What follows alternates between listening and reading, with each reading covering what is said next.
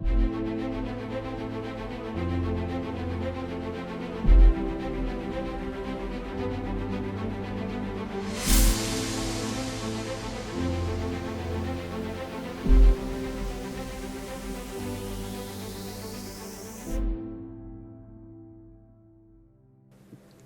to all peoples and kingdoms of Otter, and welcome to Shield Maidens of Otter. It's a hard question. What is your favorite Lord of the Rings character? Out of all the men, elves, dwarfs, hobbits, and creatures that Tolkien created, who do you find yourself most fascinated by? Why did you choose that character over any other? What draws you to him or her? I asked my subscribers, supporters, and viewers these questions, and they came back with some intriguing responses. Let's hear what they have to say, and then you can leave your own response down in the comments below. So sit back and let this shield maiden be your guide into the wonderful world of Middle-earth.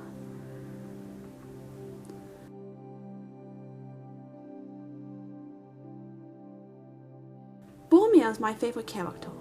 It wasn't his death that made me cry, but when he tried to take the ring from Frodo.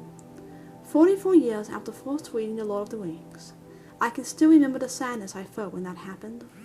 He was a good guy, lordly and kindly, as Pippin recognized, but human, and wanted the ring to save his city, Minas Tirith, and for his own glory.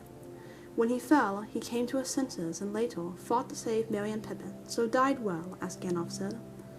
As a member of the Fellowship, Boromir gave good advice and fought well, so that all, except Gandalf, made it through Moria.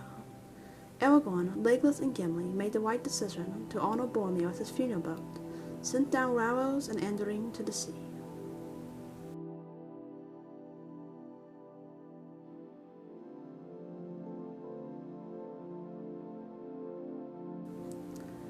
Bilbo Baggins is my favorite character.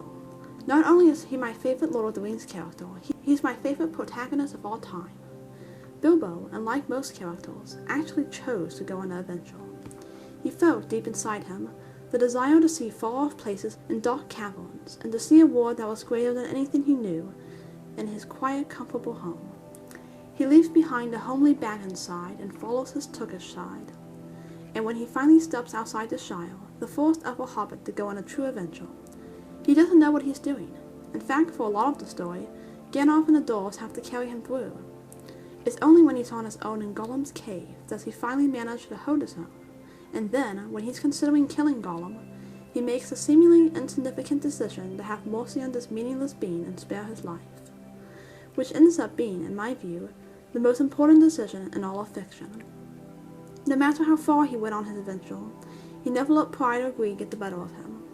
And so he, alone of all the long-term ring-bearers, comes home happier, wiser, and more himself than he was before. He truly goes there and back again. He goes out into the world and finds it a more wonderful and terrible place than he could have imagined. He never falls to needless violence or greed or the lust for power. Can you imagine a more beautiful, life-affirming story? I certainly find it difficult to do so.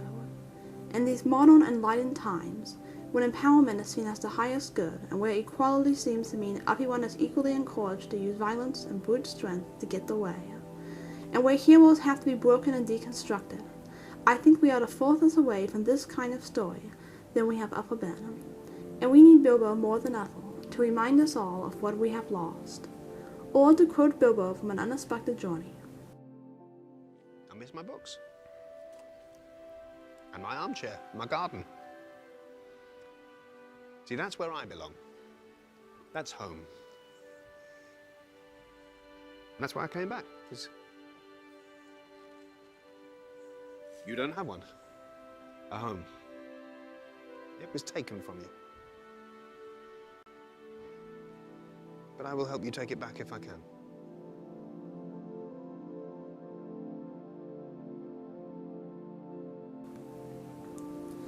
Faramir is my favorite character. He resonates with me as a man trying to do good for his country, while in the shadow of a successful and beloved older brother, and a father who is increasingly hostile as his mind falls to Sauron. Faramir is calm, even-handed, righteous in a good way, wise and smart. He is caught between his duty to Gondor and to do what he knows is right.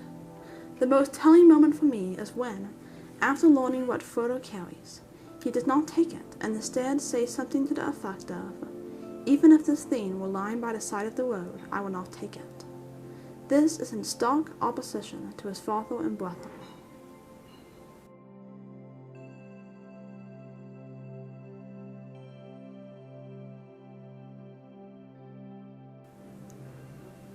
Legolas and Aragorn are two of my favorite characters. Even if the book and movie never said it specifically, I believe that in both you can see that they had a deep brotherly friendship. Aragorn is the perfect leader, trustworthy, strong, kind, brave. Legolas is a perfect example of an elf, light-hearted, otherworldly, enchanted by nature, and kind.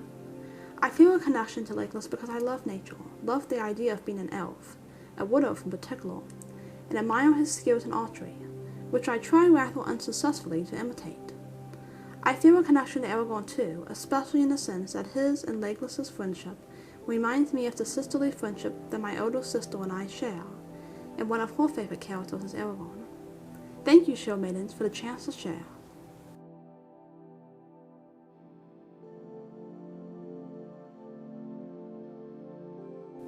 Samwise Gamgee will always be my favorite Lord of the Rings character. He doesn't overcome some massive struggle or defeat some dark evil. He's the fiercely loyal friend that everyone wants. I've always tried to be a Sam to my friends, so he's a role model for me. And as Tolkien said, he is the real hero of the story. While Frodo was the main character, Frodo would not have gotten far without Sam.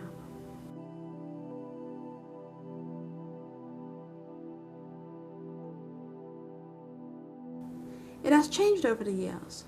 There have certainly been years I'll say something different, but for now, if I had to pick one, I'll say that Frodo has grown to make my top spot.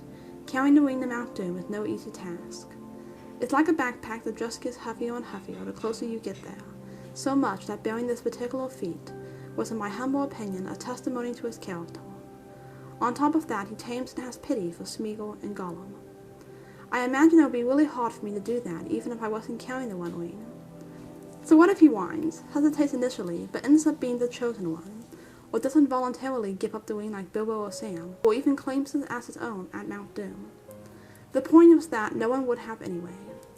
Going by that, I would say he would be the closest to the destruction of the ring as humanly or hobbitly possible.